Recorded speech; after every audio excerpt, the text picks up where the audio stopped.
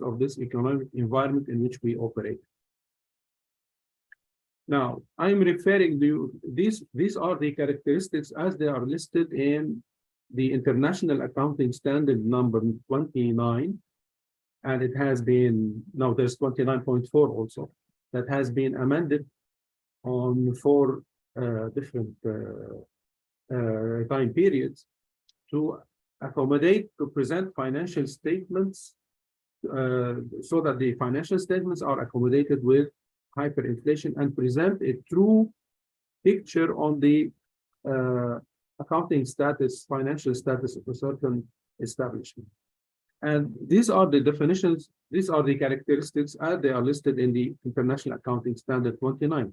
Therefore, the economic environment of a country where the general population prefers to keep its wealth in non-monetary assets, therefore you are giving away your cash and buying instead all types of assets, whether it is foreign currencies or whether it is consumable goods, or whether it's other types of assets for investment. And the reason to do that is that because local currency is losing value at a very high rate, from day to day prices are increasing at a very high rate. Therefore, the people tend to, I will use the term, they will throw away the cash that they have, and they will acquire any type of asset that they may consume at a future point in time, or an asset that may replace their cash as an investment or to be a store of value to be used at a certain point in time in the future. And then the general population regards monetary amounts not in terms of the local currency, but in terms of a relative stable foreign currency.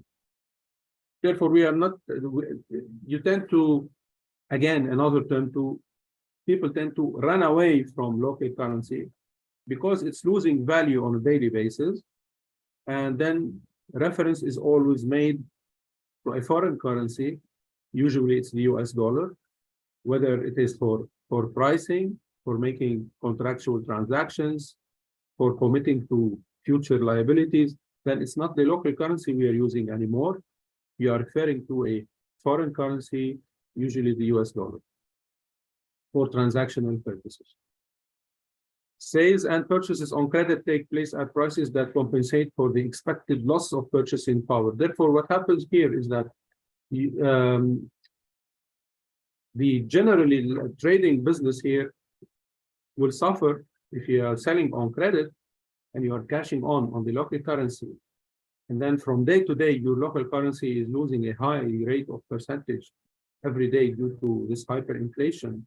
Then it means as a creditor, a supplier who acts as a creditor to his clients will definitely lose, not on the sale of his merchandise, but on the value due to the devaluation of the local currency. Therefore, what happens here is that suppliers will not base their prices on their actual cost plus their normal profit rate, but actually they will use, in this case, what we call the replacement cost. Therefore, they will add to it the effect of hyperinflation by adding the probable and expected rate of local currency devaluation, and they will add it to their prices so that in case whenever they make the sale, it means that they have compensated for this devaluation of the currency in the price of the goods so that they will not lose on their sales. And in fact, if this is not done, we can see that we have lots of cases in the countries of hyperinflation that you will have lots of businesses will go bankrupt. And definitely it is the consumer, who's the population, the citizens, whose income and revenues are in local currency, they will suffer a lot. Now we will arrive later at the results of hyperinflation. Interest rates, wages, and prices are linked to a price index. This is part of the International Accounting Standard. Well, in fact, all the financial the financial statements, the accounts of financial statements should be linked to a price index, to a very market-regulated price index, So it presents a true financial situation on the business. So here, interest rates, wages, and prices. In some countries, this doesn't happen, whereby prices are increased at a very high rate due to hyperinflation, while wages, especially if it is not in the private sector, but we are talking about the public sector, you know, official authorities, usually regulatory authorities, they don't move fast enough at the same pace of hyperinflation. Therefore, you can see that prices are increasing at very high rates, while wages are still way down. Therefore, it means that these consumers who are still receiving their wages and salaries on the by using the local currency, they will suffer most because hyperinflation will hit their income being high as compared to prices of goods and services. The cumulative inflation rate over 3 years approaches or exceeds 100%. Therefore, if 100% rate of price increases for a continuous 3 years period, then this is considered to be a characteristic of the economic environment of a certain country, which means that the international accounting standard number 29 is triggered and it should be applied to financial statements. Therefore, this is the where hyperinflation exists. This is the characteristics of this economic environment in general. Okay. Now, what are the causes for hyperinflation? I will take it very simply and list these causes simply and try to explain briefly so that we are not caught here. We need what is the remedial management required for hyperinflation coupled with the Sharia issues with it. Therefore, I'll try to go here swiftly in these items. Economic causes of hyperinflation: whenever you have severe economic instability and recession. Therefore, sometimes you will have economic stability, but as we have said before, as long as inflation is within 2 or plus a bit %, then we don't have a problem, but it can be because it can be regulated within a short period of time. But when we have severe economic instability, when you have these types of severe economic instability, it means that you need long time periods of action until you can fix the economic problems. Therefore, because it's essentially an economic problem, hyperinflation is basically an economic problem that is made more complicated because of money supply and the devaluation of the local currency.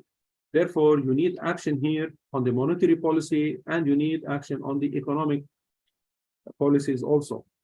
If action is only taken on the monetary policy side and the fiscal policy side, it's not enough. It will not solve the problem. It will elongate the process of hyperinflation and it will not be solved. And in fact, the hyperinflation will have a higher effect. Definitely, priorities for economic solutions coupled with monetary and fiscal policy decisions has to go all through together. Therefore, the second item is that financing budget deficit by debt. You know, many governments, they finance their budget by debt. They issue bonds or they issue sukuk. And whenever they need liquidity, because they don't fix their budget based on their revenues. It's the other way around. They fix their budget based on their expenses first. How much money is needed for the projects to be executed. And then wherever you have a shortage from the governmental income revenues, then this is covered by debt, whether it is direct loans, international loans, from international institutions or from regional financial institutions. But you have here, or by issuing bonds and sukuk. Therefore, here you are financing budget deficit by debt. And if this continues for a long period of time, the pressure that is put on the local currency is very high. and eventually the local currency will start its devaluation process. We all know that countries will have debt, but as long as this debt is managed by short-term revenues to be paid off. If countries accumulate such debts and they have no definite revenues to pay these debts, then the result will appear directly by devaluation in the local currency, and then hyperinflation. Once it picks up, to reverse the concept of hyperinflation becomes very hard. Not only very hard, I mean, by economic activity, but it is very, in fact, I should say, very harmful for the people and for citizens in the hyperinflation country. Therefore, hyperinflation occurs in conjunction with central bank printing excessive amounts of money. Therefore, you have a budget deficit, and the government is not only acquiring more loans, but they are financing these types of debts and paying back these loans. If they are local currency loans, they are paying it back by printing money. It means you are pumping more money supply, which will aggravate the hyperinflation, because you are pumping more money supply while supply of goods and services are still limited and more money is coming in the market. Therefore, this will push prices at very high percentages, and this is why we say it's uncontrollable. Therefore, in fact, can the government do something else other than printing money? Printing money may be needed for a short period of time to accommodate for these changes that are taking place by increasing wages and salaries for hyperinflation, and the government doesn't have enough income to pay it. Therefore, they print more money, which leads to more devaluation of the local currency. But if this printing of money is not coupled by actual a long-term economic plan to cover up for that, then it means you are just doing the wrong type of action. Maybe it's better not to increase their wages and put all the effort to improve the economic situation to bring down hyperinflation. And then loss in trust in local currency and in the capability of government to take corrective action. Now, we all know that local currency is not, I shouldn't say local currency, fiat money in general, all paper currency, paper money, it doesn't have any cover. Whether it's US dollar going down, it doesn't have any actual cover. It has its value from the trust of the people that the government that's issuing this currency can satisfy all its financial needs, and that is strong enough financially to pay off its debts and to be in a good economic condition. Therefore, the concept of trust in the government who's issuing the currency, this is what gives the currency its value. Now, in fact, what happens globally, you know that we have major hard currencies that we call hard currencies, which are basically the currencies of the Western world, the Western industrial world, the US dollar, sterling pound, the euro, the Japanese yen, and this is the collective currencies of these countries who are actually allied together economically as capitalist liberal economies, and their currencies are listed on the market, while other countries, just like the Russian ruble or like the Chinese yuan or other countries, they don't have their currencies as hard currencies. Therefore, what happens is that to have trust of citizens and the population in an underdeveloped country, all these local currencies are pegged to a dollar. Now, some countries in Africa are pegged to the euro because the imperialism of the European countries was available in Africa. They occupied there, and now these African countries are still following up with Europe, and their local currencies are pegged to the euro. Other countries are still pegged to the dollar mostly. As you can see that these prices are almost fixed. Now, if the price of the currency is not pegged to the dollar, it will lose value, because the trust in this local currency are because of the trust by the population or the citizens in the US dollar, not in their local currency. If this pegging is removed, trust will be lost.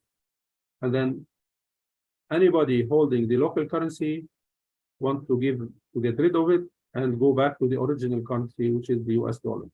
And this is very much noticeable. So I'm not only making a theory, okay? This is what happens actually. Therefore, countries of these underdeveloped countries are pegged to these hard currencies, basically the dollar. And we know that now it's almost 60%, 60 to 70% of international trade is in US dollars. About 55% of central bank reserves is in US dollars. Mostly the price of oil and gas is also in US dollar, which is part of the international trade, which means that the domain of the US dollar is pervasive, and it controls globally. Now, we don't have free will to decide whatever we need to do economically or politically. Why? Because of this pegging, not only of the currency, but because all this link, which is continuous and has been going on for the previous tens of years, more than 100 years now, still continues. And whenever the dollar is unpegged from the local currencies, then the local currency will lose its value and hyperinflation will shoot up. Now, this doesn't mean that we are angels. Our countries, in fact, the third world countries, just like any other country in the world, we have excessive corruption. Every country in the world have corruption. Now, it is not reported unless it is declared. If it's not declared, it doesn't mean that it doesn't exist. Therefore, I wouldn't trust the list of the countries with more or less corruption, right? Because if it's not declared, how will you know about it? You have cases of corruption which are not declared, therefore it will not reflect on this rating. Human beings are human beings, and every human being, every business entity would like to make excessive cash as much as possible, profits, whether they are Americans, Europeans, Chinese, Arabs, Indonesian, any nationality. We all refer back to a human being. Therefore, corruption is there. Now, it's the percentage of corruption that's available. This is what varies between countries. In our part of the world, corruption is very excessive. It means that all the objective reasons for hyperinflation already exist. One of these reasons are excessive corruption. Therefore, once this economic instability starts taking place, those corrupt individuals will keep their money for themselves and they will not pump it in the economy, and this will aggravate the economic instability, and this will increase hyperinflation at higher rates. The last one, now I'm not talking now, and the number 3 is not actually an economic or a monetary cause, but actually it is when politics is directly used in causing hyperinflation in these countries. Now, sadly enough, look, we cannot escape it that it's always politics and economics are very, very closely related. You can hardly have a war without economic reasons, because if it's only political disagreement, they can always arrive at a settlement. But when you have complete disagreement plus economic reasons, then war takes place.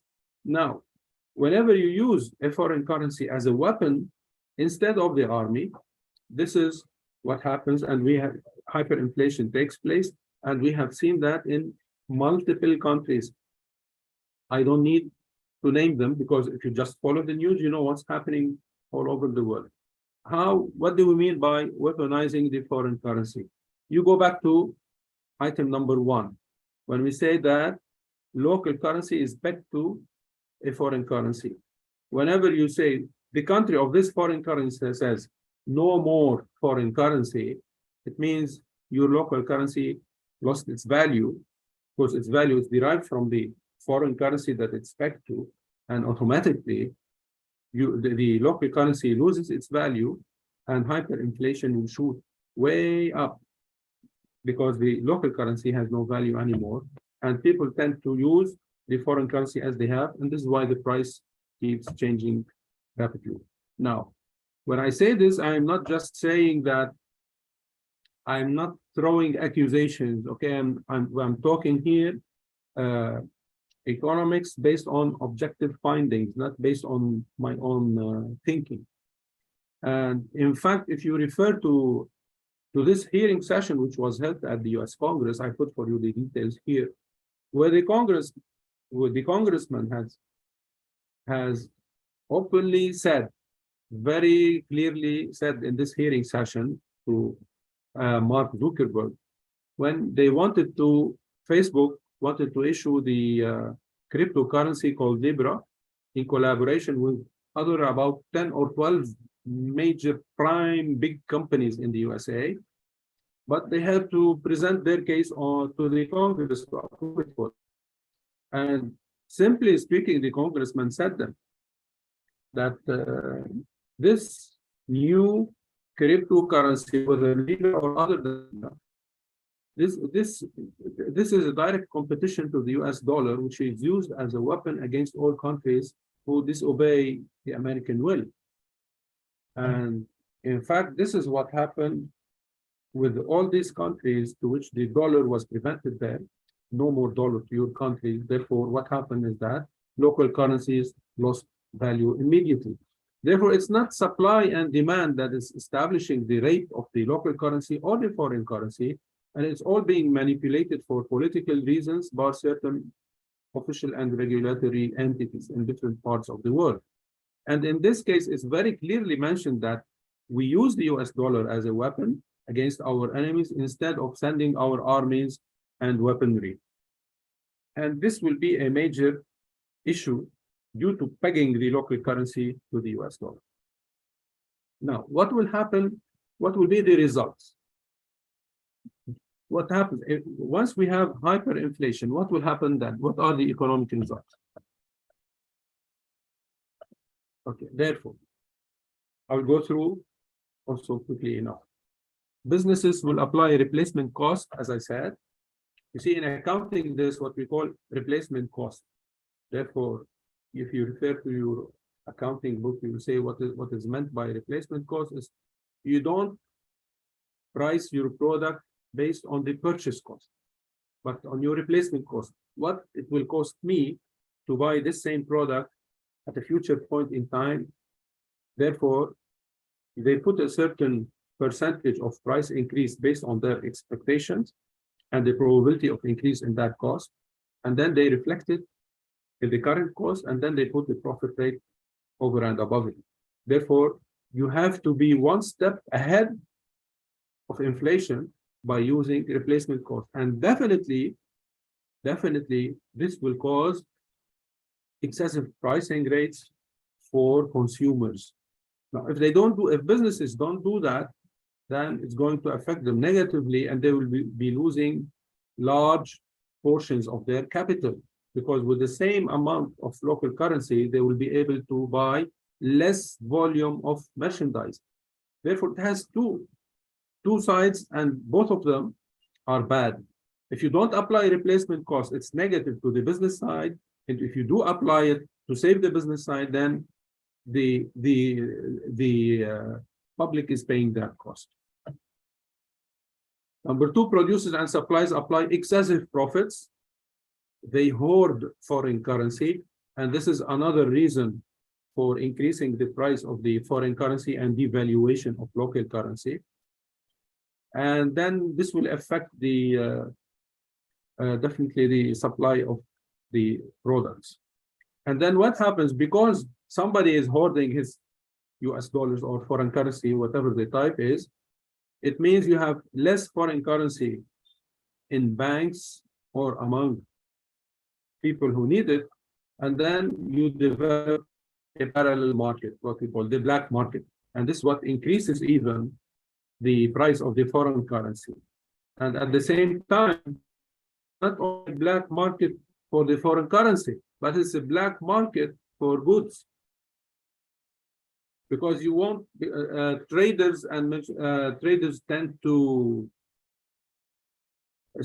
they tend to take an act of very near to monopolizing, or not only, let me say, specifically hoarding of goods, especially if it's consumer related goods. Therefore, they will not put it all up in the market to keep a high profit rate and to keep the supply within their hands, especially that with hyperinflation, the possibility of importing new goods becomes lower.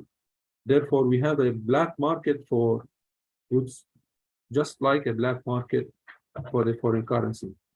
And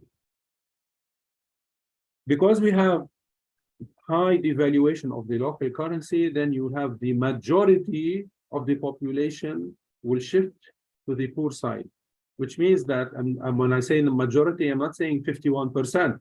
Majority means more than 85 to 90% of the population will become poor.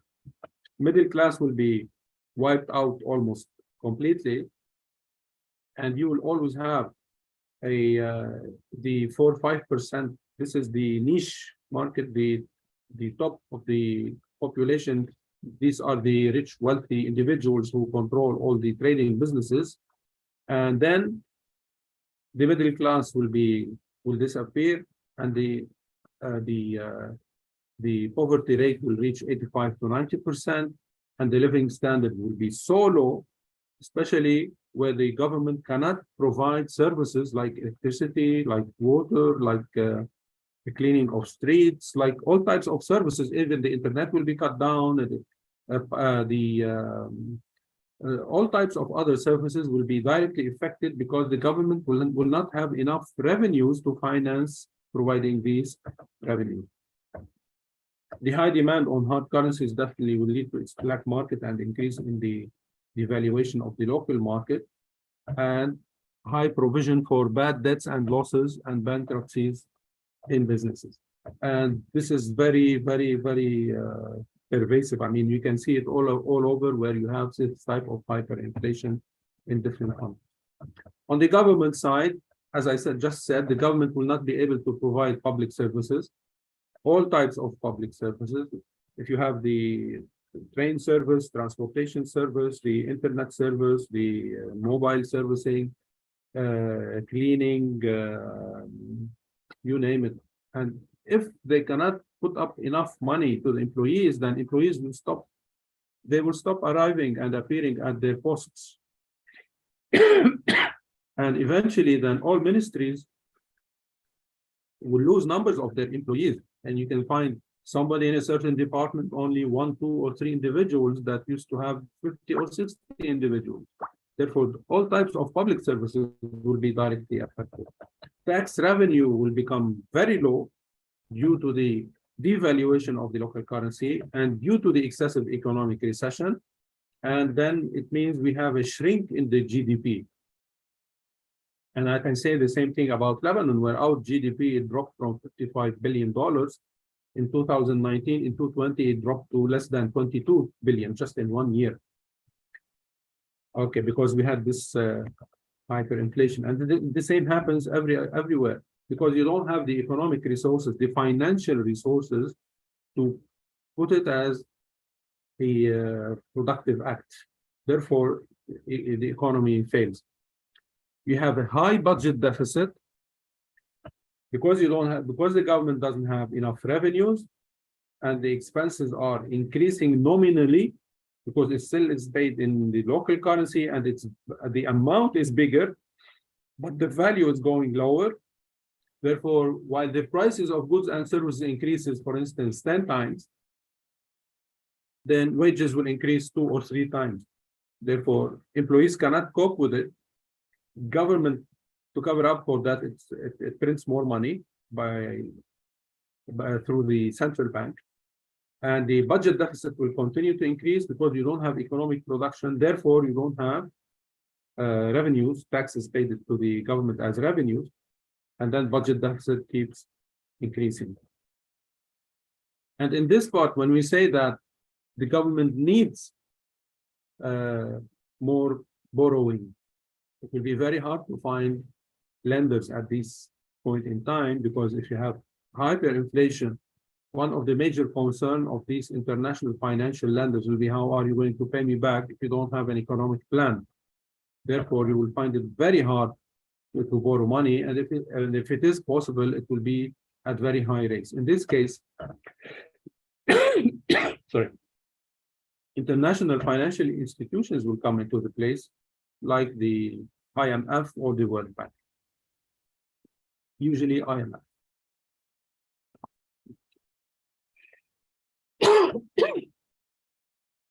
What will be the results to the currency? Therefore, as a direct effect, we have rapid devaluation of currency due to printing of excessive volumes of cash by the central bank, because they need to pay for governmental expenses and salaries, and money needs to be there. And since the government doesn't have revenues from economic resources, then it means that the central bank will be printing and pumping more cash.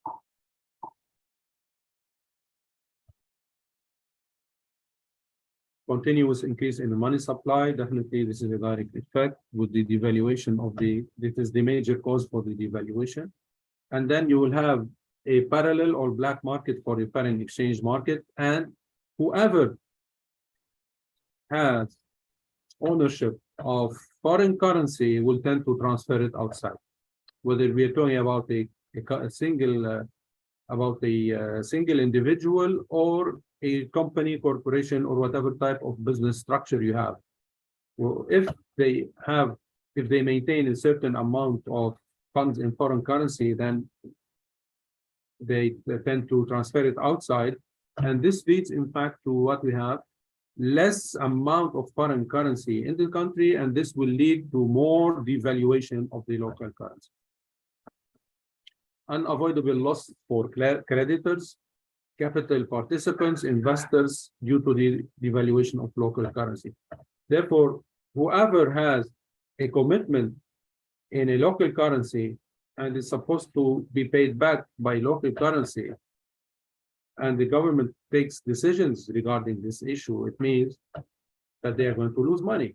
Therefore, if you lend a certain amount, $1 million in a local currency now, and you have hyperinflation by 50, 60, 100% or more, and then you get it still, it is repaid in the same local currency, it means that you have lost a very high rate of your invested capital, or in your capital participation, or in a loan as a lender, for banks specifically.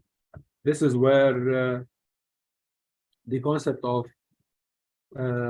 hyperinflation is connected to our businesses in Islamic banks.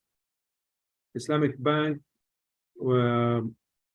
you have capital participation in mudaraba musharaka, and you tend to have to act as a creditor in the sale type of financing, like murabaha, salam, istisna, and then what happens in these types of financing with the devaluation of the currency? Are we supposed to obtain the same amount of local currency with which we have made this financing, or another amount should be applied? This is where the Sharia issues comes in, and this is what needs the real solution here. And then we have diversification of possession from cash to assets, stocks, commodities, metals, real estate. Local currency loses trust. Local currency loses value, at a very high rate. Devaluation is continuous. Nobody wants to have local currency anymore. Therefore, what you do if you have local currency, you immediately, when you have a revenue in local currency, you immediately shift it into an asset, because assets tend to maintain its value, but the local currency is not a store of value anymore. Therefore, you shift to any holder of local currency, shift to all types of assets, commodities, real estate, irrespective, to maintain the value. Now, therefore, what happens on the individual side? What happens is that individuals will withdraw their bank deposits to transfer it into an asset, or they will even buy foreign currency at the black market and transfer it outside, either maintain it with them as a foreign currency physically or transfer it outside. And this will lead to excessive disappearance of the foreign currency, shortage in the foreign currency, and this leads to additional devaluation in the local currency. And then we have, as I said, you shift to invest in assets and hoarding of goods by consumers. Therefore, instead of buying your regular quantity needed of goods from a certain supermarket, then you tend to buy 2 or 3 times as much, or even more, depending on how much local currency you have, so that you get rid of the local currency and instead get goods instead of that. Why? Because the prices are anticipated to increase, and because the local currency is going to be devalued more. Therefore, you get rid of the local currency and you buy more goods instead of buying it at a higher price in the future. And then the last effect, and in fact, this is a destructive effect for the whole economy, where you have a mass migration of professionals, individuals, businesses, and capital. It's not only money that is transferred outside. Any individual who can travel out of the country that has excessive hyperinflation, they will leave to another place so that they can live. In fact, whatever amount of local currency you receive with the continuous devaluation on daily basis, living expenses become so high that whatever local currency revenue you receive becomes irrelevant. It cannot satisfy your necessities, and therefore this is why you have mass migration. People just tend to travel and leave. And what happens is that whenever all these professional individuals leave, the economy will suffer. University teachers, doctors in hospitals, businessmen, they will shift their industry or their major business location to a new head office in a different country. All types of professionals, any other type of managers, or whoever has a certain university degree, they will move out. Therefore, you will have massive migration in huge numbers. And this is witnessed in countries with hyperinflation. Okay, now why do we have that? I'll see that. I'll try to arrive at the end just after this slide. Now, why do we have this type of effect on the local currency by a very high rate of devaluation, which moves along with hyperinflation? It is because of the type of the method of the currency that we are using now, which is fiat money, the paper currency, paper money, because it has no value and it has no cover. If we have a proper currency that has value, that maintains value, inflation may take place, and it may go up, but it can be, as I said in the beginning, because the value of the currency itself has an intrinsic value that will not be directly affected with the economic recession or depression. But in this case, since we are using paper money that has no value, or digital money, or cryptocurrency, now they tend to describe, many individuals, they tend to describe cryptocurrency as digital currency, but in fact there are major differences between that. Cryptocurrency is not digital. Digital is something else. But however, I don't want to go into this these differences in these descriptions. The metal currency that we used to know in our books, but we are not used to know in the market. It's not available now for use, I mean, for economic transactional purposes. A metal currency, whether it's in gold or silver, right? Like a dinar or dirham. Each type of this metal currency maintain a certain weight of gold or silver in them. Therefore, they have an intrinsic value. Definitely, as we all know that any type of a currency is not a commodity. It cannot be bought, cannot be sold. The major reason, how would you know that it's commodity or not, is that if it does not maintain an intrinsic benefit. Therefore, all types of currencies, metal currencies, paper currency, digital currency, and cryptocurrency, they don't have intrinsic benefit. Therefore, it is not traded. It cannot be bought and sold. I give you 100, you give me 100 too.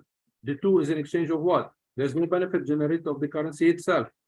Therefore, the increment becomes usury riba. Therefore, all types of currencies have no intrinsic value, but they have no intrinsic benefit. Only the metal currency had intrinsic value. All types of other currencies, paper, digital, cryptocurrencies, they have no intrinsic benefit and no intrinsic value. The metal currency has no intrinsic benefit, but it has an intrinsic value. If you suppose that the government will say, the central bank will say that this dinar is out of use, it is discontinued, you can still sell this metal coin that you hold by its weight of gold. It doesn't lose its value it loses its value as a currency, use it for transactional purposes.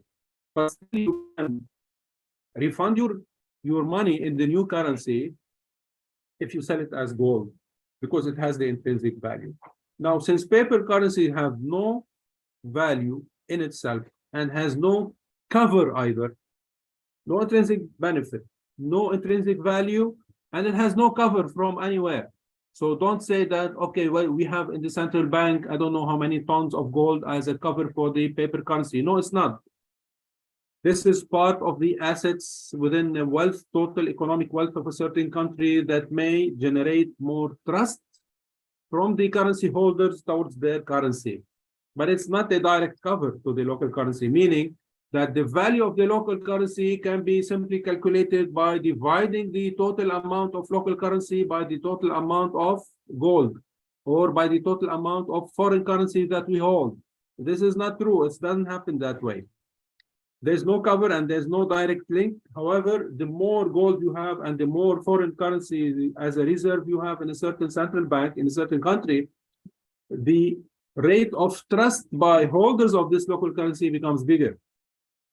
But it's not the backup for the local currency direct type.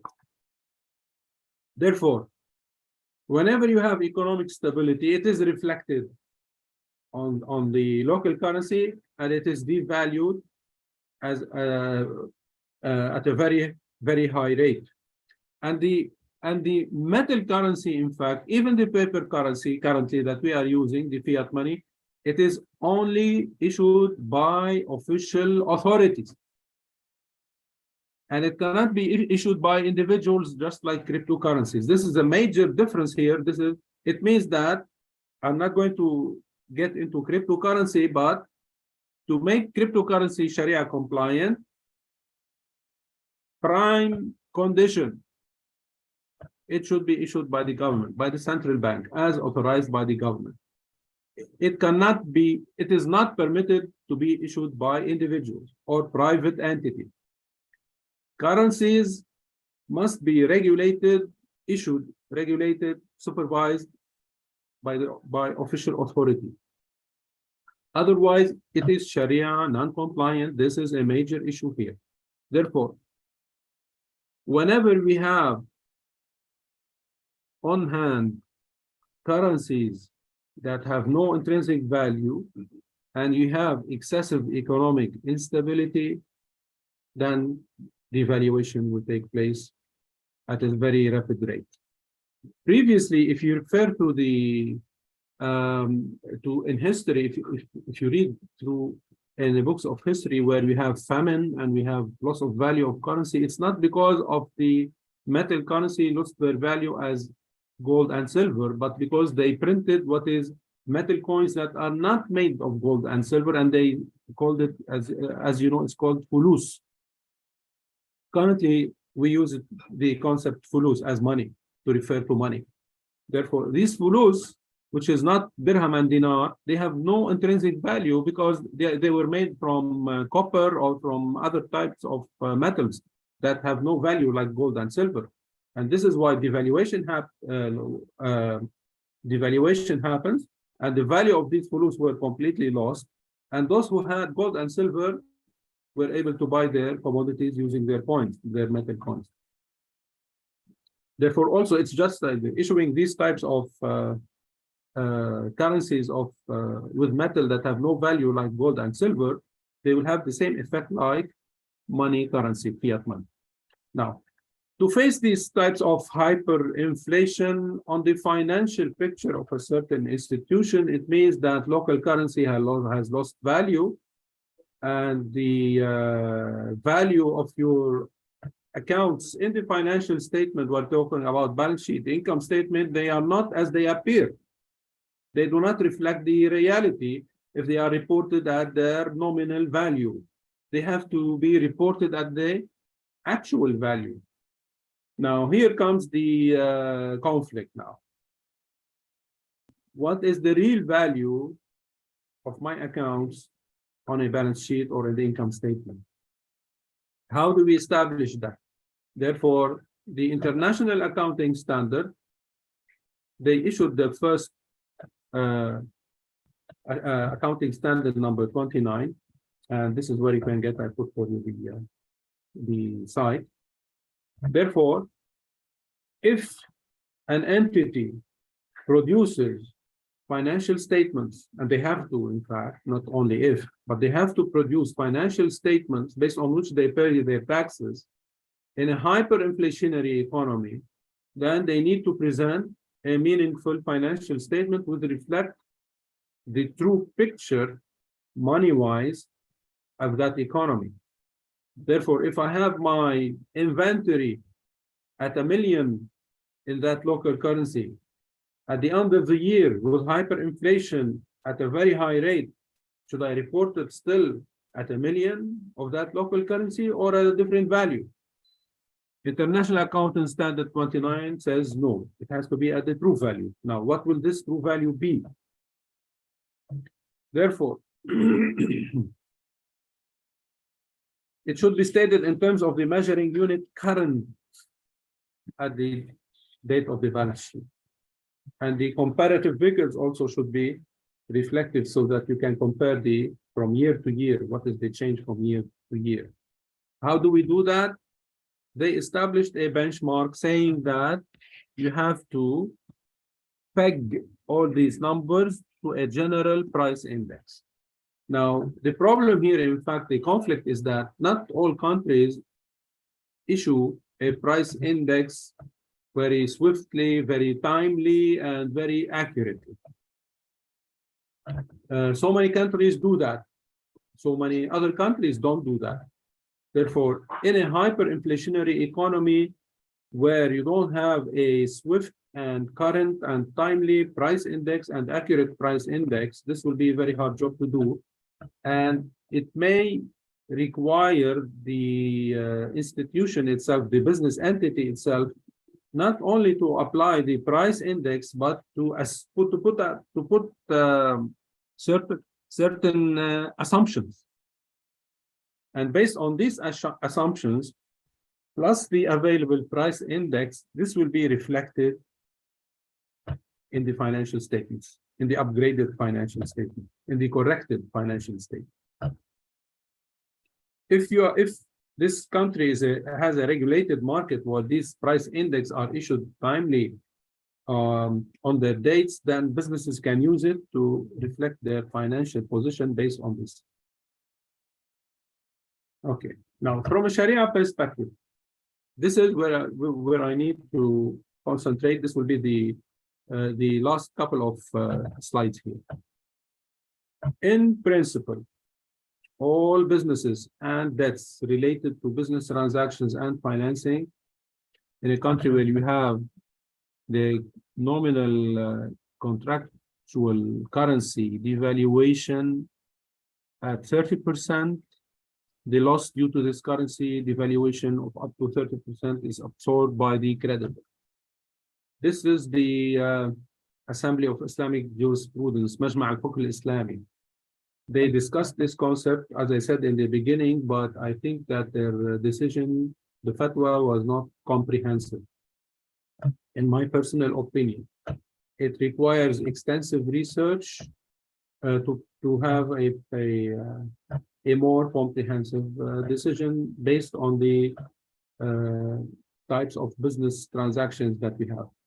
Therefore, they established a benchmark, not a benchmark, but in fact a threshold, which is 30%. If the local currency devaluation is 30%, up to 30%, or in fact it should be 33, a thuluth. Therefore, what happens here? It means that this local currency devaluation should be absorbed by the creditor or the holder to the right of the money, whoever he is. Therefore, you have to get back your money and you will lose up to 33% of its value. This is your risk. Now, which means that hyperinflation is triggered only after the rate of 33%, 1/3 of the currency value. Therefore, they say in case of hyperinflation whereby currency devaluation exceeds 30% and above, then you have to make all this repayment for these financial commitments based on this value. Right? Like you say, al-qima wal-mithl. Therefore, here you remake repayment based on the same amount. It's the same. If it is up to 30%, then you pay by the same amount. If it is more than 30%, then you pay by the value. You don't have reference to the amount itself, but you have reference to the value. You need to establish the value. What was the value of this local currency at that point in time when the financial commitment took place? And then you have to pay the value with the same value at that time, not with the cash amount. If it is not agreed, therefore, which means here is that this rate first, this is proposed by the Assembly of Islamic Jurisprudence based on the hadith. I will come to it right now after this slide. And then they say, if it is above 30%, then you pay based on the value. Okay, what happens now if you have conflict and dispute between the contractual parties and they cannot agree on the value? Then you have to go to court, definitely. And then the judge now will have to put his personal perception of hyperinflation and the value of currency, and then he will establish what rate has to be absorbed by either party. Before we go to that, when both parties have to agree, it means that they have to make a settlement. Therefore, you cannot have either party absorb all the loss if it is above 30% local currency devaluation. You have to distribute this loss between both parties. Why? Because we need to maintain a pillar in Sharia, which is justice.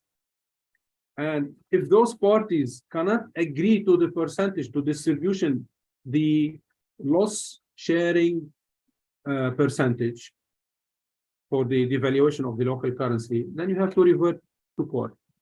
If they agree, then you don't need court anymore. If either party will say, okay, I will take up to 70%, you will pay 30%, or the other way around. Whatever you have agreement, it means this party accepts to absorb a higher rate of loss by his own free will. This is acceptable. He is forgiving part of his rights. That's not a problem. But if they do not agree, it means that you have to refer to court. Now, if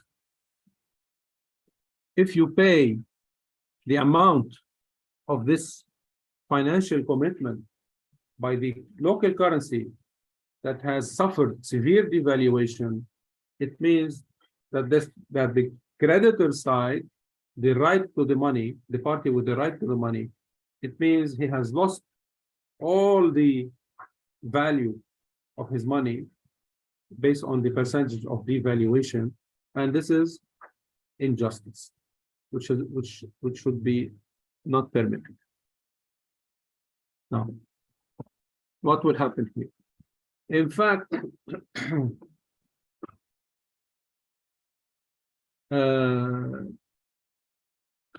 the Sharia Assembly, same decision or the fatwa that they have issued, they said, contrary to International Accounting Standard 29, they said it's Sharia non-compliant to peg the financial commitment amount to a price index. Why? Because, you know, in principle, the amount of money that should be repaid should be by the same amount. What happens here? Suppose that the price index moves at a rate which is very high, and then repayment is decided by pegging to the price index. It means that actually you are not paying at the true value of the money at that time, but at a higher rate, because it is back to a price index, and prices usually will exceed the value of money because they include lots of other factors. Therefore, this creditor is receiving in fact an amount higher than the original, not only nominal value, but the original value of his money. Therefore, if you peg the amount of money to a price index, it means that the creditor or whoever holds a right to this money is receiving money more than he deserves, he or she deserves. And this is riba. Therefore, he said you cannot peg the amount of money to a price index. Therefore, it says it's Sharia non-compliant. They only use the 30% threshold.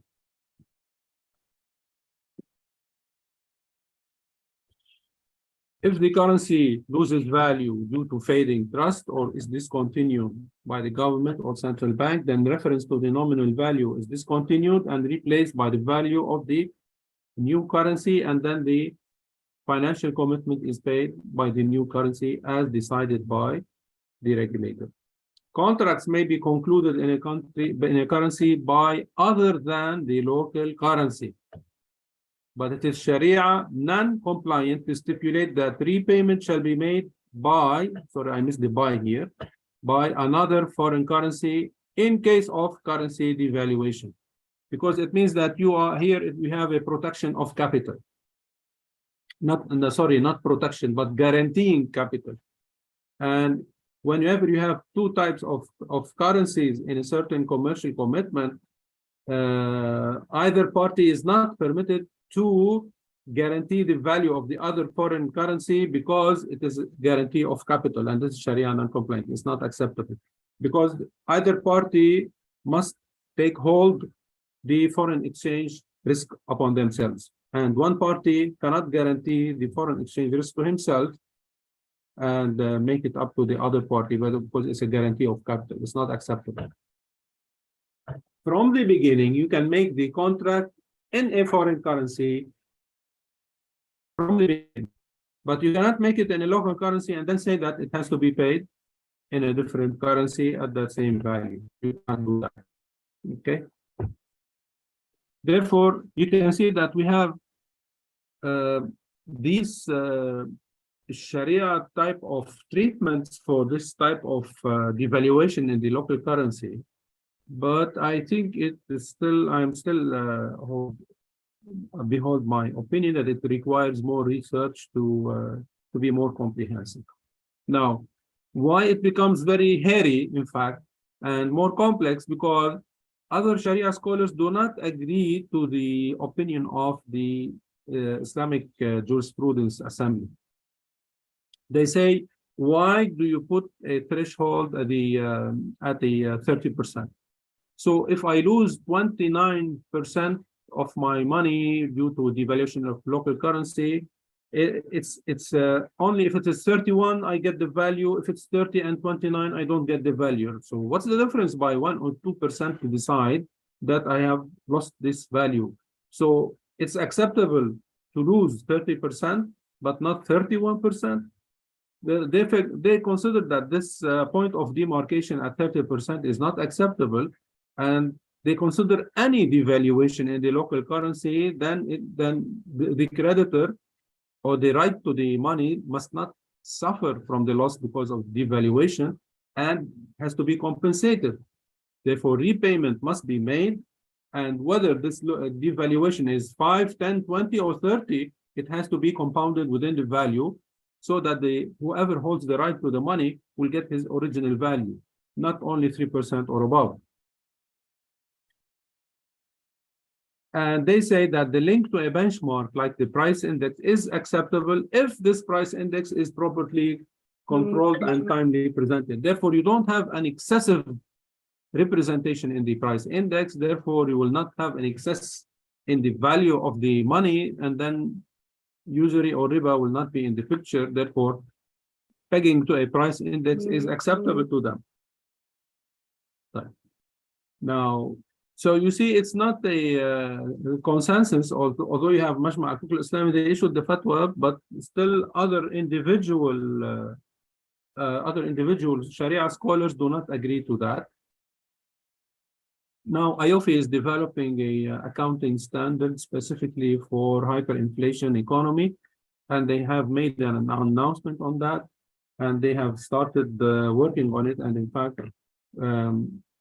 there was a roundtable discussion on January 30 this year, and we discussed, in fact, this concept of hyperinflation. It was very aggressive, I would say, and they are moving.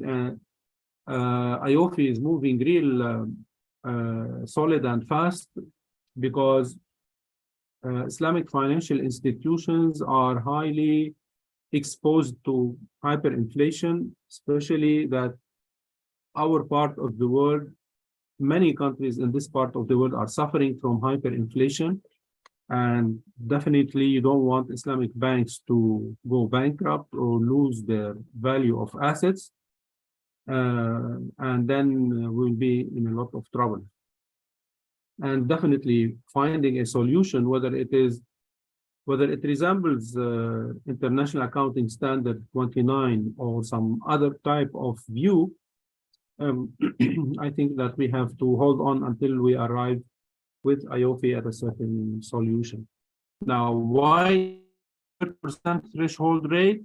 It is with reference to the hadith, where we have that this as-Sahib, he wanted to, Sa'd bin Malik, he wanted to give all his money to one of his sons, and then to give part of his to make a will to give out his money to outsiders. And the Prophet, peace be upon him, he said he arrived with him to a maximum of 1/3. He said you can write your will to 1/3 only, and 1/3 is still too great. Therefore, our Sharia scholars will refer to 30% based on this hadith of the 30%, and as-Sahaba, and they have used, in fact, this 1/3 concept threshold has been used as a demarcation point for what is higher than that, then it is considered as a major event, and what's less than that, it has to be absorbed by the holder of the right. So this is why the Assembly of Islamic Jurisprudence, they refer to 1/3 based on this hadith and how it was applied by the Sharia scholars previously and during the era of the Sahaba. Now,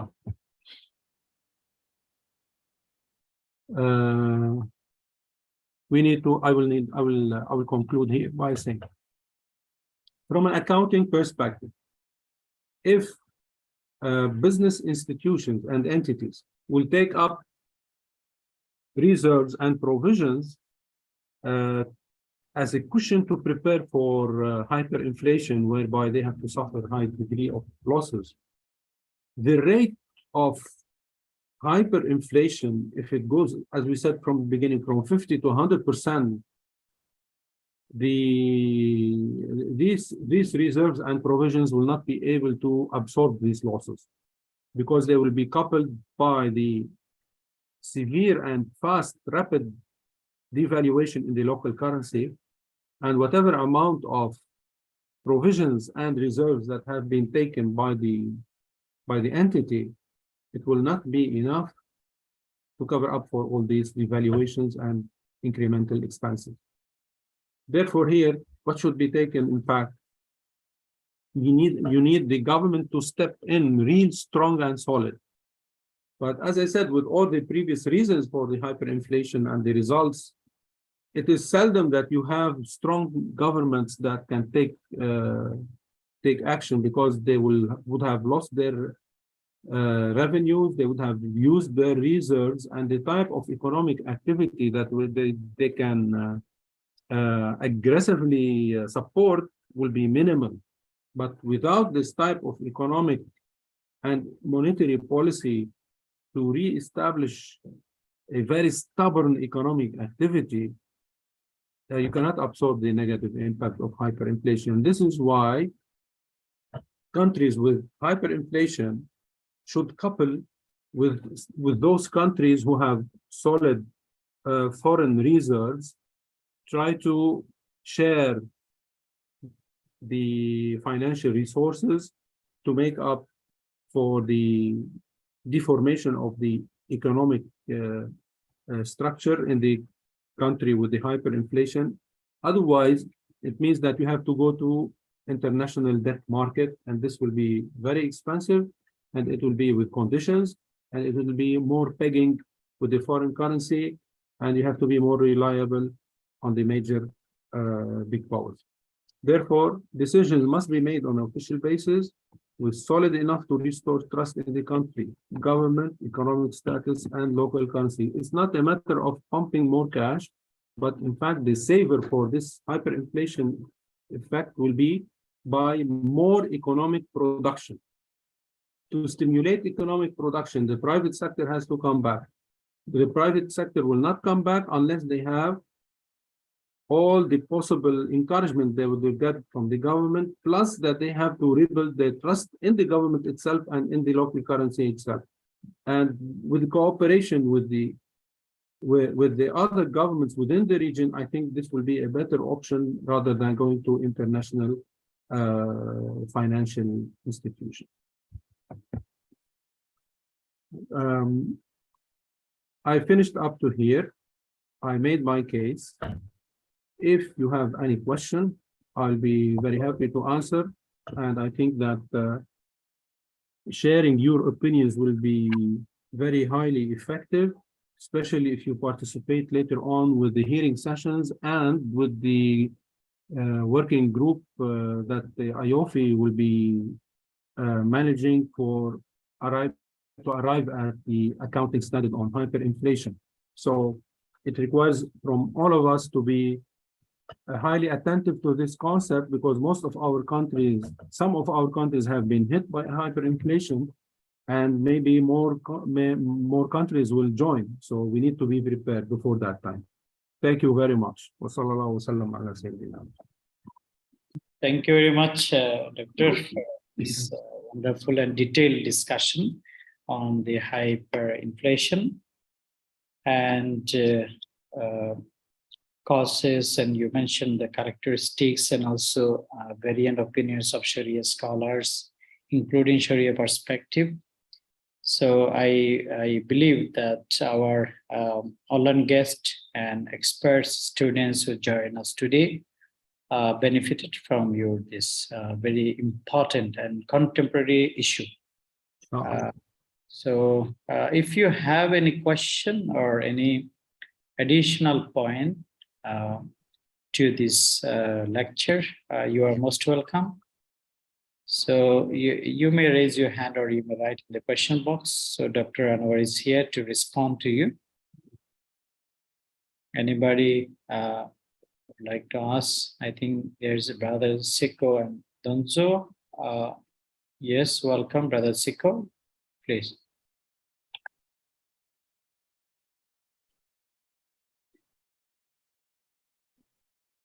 Brother Siko, you may speak now.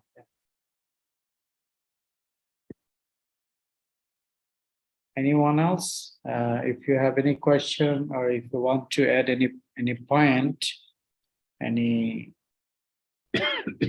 relevant thing, you are most welcome.